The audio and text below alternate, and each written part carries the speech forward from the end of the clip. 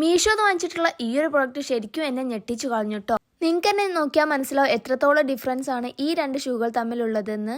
ദിങ്ങനെ ഇരിക്കുന്ന ഷൂവിനെയാണ് ഞാൻ ദങ്ങിനാക്കി മാറ്റിയത്. കാരണം അത്രത്തോളം അഴുക്കും കാര്യങ്ങളൊക്കെ ഉണ്ടായിരുന്നു. അതൊക്കെ ഞാൻ ക്ലീൻ ചെയ്തത് ഈ ഒരു പ്രോഡക്റ്റ് വെച്ചിട്ടാണ്. ഇത് ക്യൂപിഡ് കെയർ എന്ന് പറഞ്ഞിട്ടുള്ള ഷൂ വാഷാണ്. പിന്നെ ഇത് ലേസ് ക്ലീൻ ചെയ്യാൻ വേണ്ടിയിട്ടുള്ള ഒരു ഷാമ്പു ആണ്.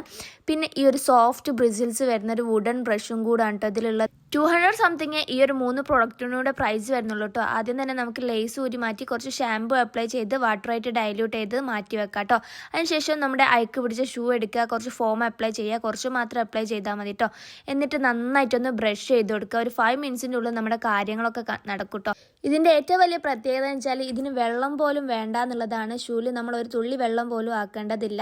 ജസ്റ്റ് ബ്രഷ് ചെയ്യുക, എന്നിട്ടൊന്ന് നല്ലൊരു ക്ലോത്ത് വെച്ചിട്ട് വൈപ്പ് ചെയ്ത് കൊടുക്കുക. ആ ഒരു ഇൻസ്റ്റൻറ്റ് ബ്രൈറ്റൻസ് നിങ്ങൾക്ക് കാണാൻ പറ്റും. എത്രത്തോളം വൈറ്റ് ആയിട്ടുണ്ട് നമ്മളെ ഷൂ എന്നുള്ളത്.